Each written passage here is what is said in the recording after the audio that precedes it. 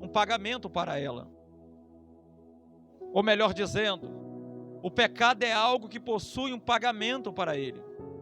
Só que olhando a lei da ótica humana, quando olhamos para pagamento, pensamos em bens monetários, pensamos em valores monetários.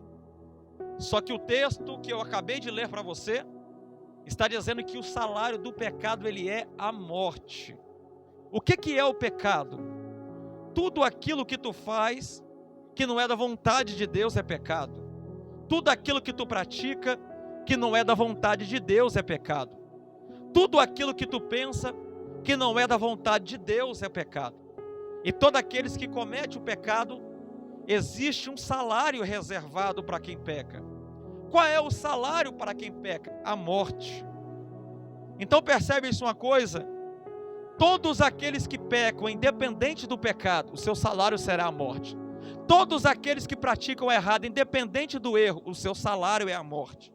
Todos aqueles que fazem o que não condiz com a palavra de Deus, independente do que tu faz, o seu salário é devido e tu vai receber é a morte. A palavra morte, tanto no grego quanto no hebraico, significa separação. O que a morte provoca na vida de um ser humano? A morte provoca a separação do corpo, da alma e do espírito. O corpo é este físico que você vê. A alma é a sede de todo o teu entendimento, pensamento, emoção, razão. Agora o espírito é o fôlego de vida. Eu só estou pregando aqui hoje porque o espírito está dentro de mim. E se o espírito está dentro de mim, eu tenho vida. Mas se a morte chegar até mim, esse espírito vai sair, esta alma vai sair e este corpo vai sair. Então os três serão divididos. Só que quando vamos olhar para a Bíblia, Salomão escreve em Eclesiastes 12, verso 7, que o pó volta para a terra como era. Quando olhamos para a Bíblia, o pó é esse corpo aqui. Ele foi feito da matéria-prima chamada terra, ou pó da terra que Deus fez. Então ele tem um destino de origem, ele vai voltar para a terra como ele era. E o Espírito volta para Deus como que o deu. Lá no início da Bíblia, vamos ver como que Deus fez o homem. Formou ele do pó da terra e assoprou sobre ele o fôlego de vida. E este homem se tornou alma vivente. Então percebe-se uma coisa, se o pó tem destino, se o Espírito tem destino, não diz na Bíblia qual é o destino da alma definido, a não ser que você defina o destino da tua alma. Porque se você continuar pecando, fazendo o que tu está fazendo, o destino da tua alma será a morte eterna. A morte eterna significa a separação eterna entre Deus e o homem. Então percebe-se uma coisa, a morte física separa o corpo, a alma e o espírito. A morte eterna separa o homem e Deus eternamente. E terrível é tu viver eternamente separado de Deus. Existem muitas pessoas que pensam desta maneira: morreu, acabou. Morreu, amanhã enterra. Eu digo uma verdade para você: a morte ela é o início da vida eterna. Se tu morrer agora sem Jesus, tu vai acordar em um lugar de eternidade. Mas se tu morrer agora com Jesus, tu vai encontrar com anjos que vão conduzir você para a eternidade. Se tu morrer agora sem Jesus, tu viverá eternamente no lugar de sofrimento. Mas se tu morrer agora com Jesus, tu viverá eternamente no lugar de paz, gozo e alegria com Cristo. Se tu morrer agora com Jesus, você vai ir para um lugar de alegria. Mas se tu morrer agora sem Jesus, tu vai para um lugar de tormento. E o pior tormento de quem morre sem Jesus é saber que nunca mais na eternidade ele terá uma oportunidade. O pior tormento de quem morre sem Jesus é saber que várias vezes ele teve oportunidade, mas não questionou ou não abraçou a oportunidade. O pior tormento de quem dorme, quem morre sem Jesus, é saber que ele ouviu a palavra de Deus enquanto estava na terra, mas ele foi arrogante, soberbo e não deu crédito à palavra. O pior tormento de quem morre sem Jesus é saber que nunca mais ele terá uma oportunidade de se arrepender. Só que para aqueles que aceitam a Jesus, para aqueles que se entregam a Jesus, ele também vai sofrer o dano da morte, o pagamento pelos seus pecados.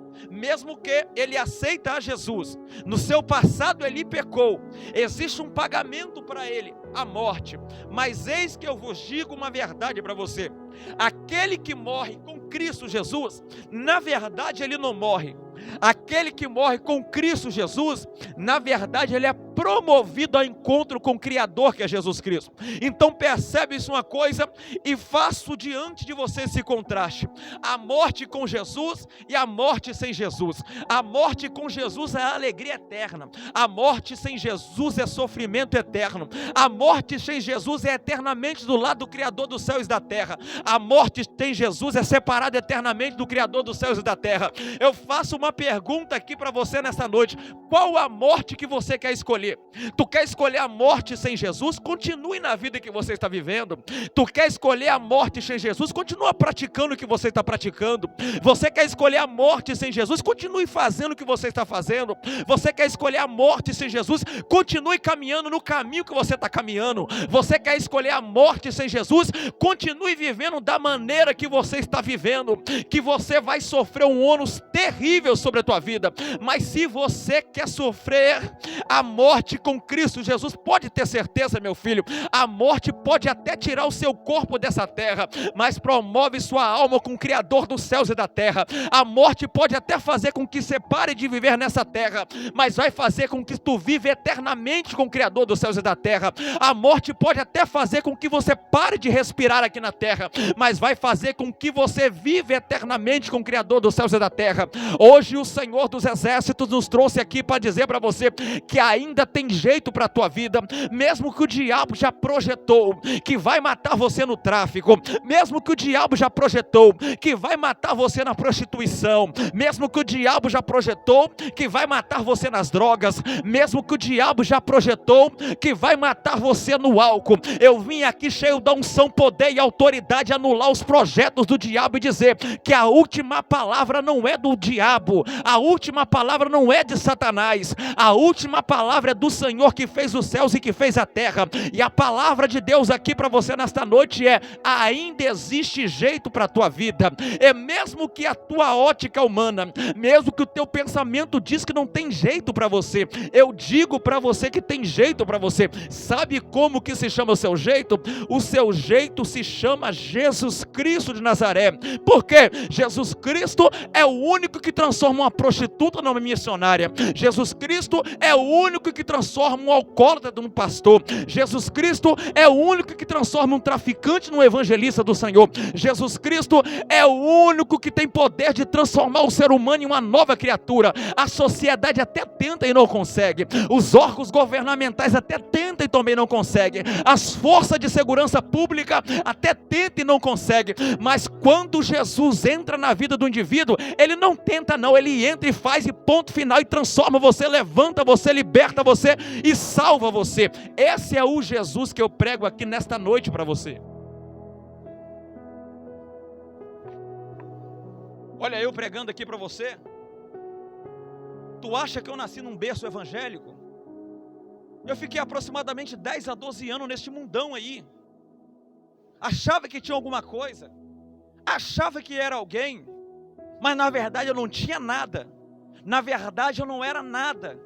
Era só mais um que o diabo iludiu de tal maneira, tentando conduzir até a morte eterna. Só que certo dia eu decidi dar um basta na vida que eu estava vivendo. Certo dia eu decidi levantar a minha mão e aceitar a Cristo Jesus Cristo. Certo dia eu decidi deixar de ser escravo e se tornar filho de Deus o Altíssimo. Certo dia eu decidi parar de ser pisado pelo diabo, humilhado pelo diabo, porque eu entendi uma coisa, que o Deus do céu que eu prego aqui nessa noite para você tem um futuro de honraria para a tua vida. Certo dia eu abri mão da vida que eu vivia. Certo dia eu abri mão dos prazeres que eu tinha. Certo dia eu abri mão dos vícios que eu tinha, mesmo pensando comigo mesmo mesmo que eu não tinha força, mesmo pensando comigo mesmo que eu não conseguiria, mas esse pensamento nós só pensamos porque o diabo sobre a tua vida e minha vida lança dardos inflamados, porque ele sabe muito bem que a partir do momento que tu dá um passo para Jesus, Jesus entra na tua vida, faz morada, transforma você, levanta você e usa você para a glória e honra do santo e poderoso nome dele nessa terra. Só que para Jesus fazer isso não depende dele. Para Jesus fazer isso depende de mim, de você, para ele fazer. O diabo quer que você continue vivendo do jeito que tu está vivendo, porque ele tem prazer em ver você sofrer. Só que Jesus não quer que tu continue vivendo da maneira que tu está vivendo, porque ele não tem prazer nenhum em ver você sofrer. Talvez tu acha que vivendo do jeito que tu vive, tu está vivendo bem, porque tu pode fazer o que tu bem entender, mas na verdade você está sofrendo um jugo de uma prisão espiritual. Percebe-se uma coisa, eu estou pregando para pessoas aqui nesta noite, que já tentou parar de fumar, mas não conseguiu parar de fumar. Eu estou pregando para pessoas aqui nesta noite, que já tentou parar de beber, mas não conseguiu parar de beber. Eu estou pregando para pessoas aqui nessa noite, que já tentou parar de praticar o que pratica, mas não conseguiu parar de praticar. E eu digo uma verdade para você, nem vai conseguir parar, até que tu deixe Jesus parar você. Porque a nossa força possui limitação. E a força que está por trás do pecado que induz você a praticar o erro é uma força sobrenatural, diferente da força física que eu tenho, que é uma força natural. É por isso que você já tentou, mas não conseguiu. Mas quando tu deixar Jesus entrar na tua vida, eu tenho certeza que você vai conseguir. Ou tu acha que eu estou pregando aqui para você porque eu sou mais forte do que você, porque eu sou mais esperto ou inteligente do que você? Eu estou pregando aqui hoje para você porque Deus me dá força para estar aqui pregando para você. Porque as mesmas limitações que tu tem, eu tenho também. As mesmas vontades que tu tem, eu tinha também. Os mesmos desejos que tu tem, eu tinha também. Só que Jesus entrou na minha vida de tal maneira, e todas as vontades pecaminosas que eu tinha foi arrancada da minha vida, e todos os desejos pecaminosos que eu tinha foi arrancados da minha vida. Tudo isso porque dei um passo para Ele, confiei nele, pedi força a Ele, e por isso que hoje eu estou pregando para você e dizendo para você que do mesmo jeito que Ele me arrancou do tráfico e tem levado por essa nação brasileira para dizer que Ele cura, salva, transforma e liberta, Ele tem poder de arrancar você também do tráfico, Ele tem poder de arrancar você também da droga, Ele tem poder de arrancar você também do álcool, Ele tem poder de arrancar você da prostituição, Ele tem poder de arrancar você também dos vícios. Só que para isso não depende dele. É por isso que em Mateus capítulo 11 verso 28 ele diz: vinde a mim do jeito que tu está, cansado e sobrecarregado, que eu vos aliviarei. Nas entrelinhas, aplicando de forma simplificada sobre a tua vida, Jesus está dizendo assim para você: está no tráfico? Vinde a mim. Está nas drogas? Vinde a mim. Está no álcool? Vinde a mim. Está na prostituição? Vinde a mim. Está nos vícios? Vinde a mim. E depois que eu for, Jesus, depois que tu vier, meu filho, fica tranquilo. Agora os vícios, agora os desejos, agora as vontades que tu tem, não é você que vai ter que parar de ter, mas eu que vou fazer com que você pare de ter essas vontades pecaminosas e perversas que tu tem tido na tua vida. É por isso, queridos e amados irmãos, que eu digo uma verdade para vocês, que eu acredito no poder do Evangelho, e por isso eu vim aqui nesta noite pregar para vocês, porque se não fosse o Evangelho, eu não estaria aqui hoje pregando. Os órgãos governamentais me jogou dentro da cadeia 4 vezes, e não conseguiu me mudar. A vida perdida que eu vivia tentou me assassinar, mas mesmo assim eu não consegui mudar.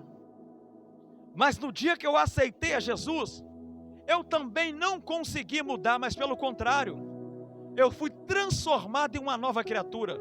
Porque quem cheirava não cheira mais, quem traficava não trafica mais, quem roubava não rouba mais, quem se prostituía não prostitui mais. Por quê? Quando Jesus entra na vida de alguém, ele não muda. Quando Jesus entra na vida de alguém, ele transforma você numa nova criatura. E após tu ser transformado em uma nova criatura, pode ter certeza no que eu digo para você. As práticas, os desejos, as vontades que tu tinha, Jesus vai arrancar de você, para que assim você possa viver da maneira adequada e devida que Ele quer que você viva na presença dEle. Eu quero fazer uma pergunta aqui nessa tarde. Você que está me ouvindo pregar, talvez tenha alguém aqui que me conheceu quando eu estava perdido aí também onde você está. Eu quero te fazer um convite. Tu quer dar um passo para Jesus hoje? Haja vista que aceitar a Jesus não é virar um santo da noite para o dia. Aceitar a Jesus não é virar um religioso da noite para o dia. Aceitar a Jesus é tu reconhecer: Jesus, eu preciso de ti. Jesus, eu preciso ser transformado por ti. Jesus, eu preciso que o Senhor entre na minha vida. Após tu aceitar a Jesus, sabe o que tu faz? Começa a caminhar. Devagar tu vai chegar lá. Quando tu se der conta, as vontades que tu tinha, você não mais terá. É assim que funciona o processo após você aceitar a Jesus. É desta maneira que funciona o processo da libertação quando você aceita Jesus. Primeiro tu aceita, depois tu começa a caminhar, para quando tu se der conta, tu vai ver que tu já não é mais o mesmo. Tu já não é mais a velha criatura, mas que tu é outra pessoa, que tu foi transformado em uma nova criatura. E esta é a palavra que eu deixo ao coração de vocês nessa noite. Eu quero fazer uma pergunta para vocês jovens que estão me ouvindo. Querem dar um passo para Jesus hoje? Eu te chamo em nome do Pai. Tem alguém que quer dar um passo para Jesus? Eu te chamo em nome do Filho. Tem alguém que quer dar um passo para Jesus? Eu te chamo em nome do Espírito Santo de Deus. Se vocês dá-se ouvido à voz de Deus.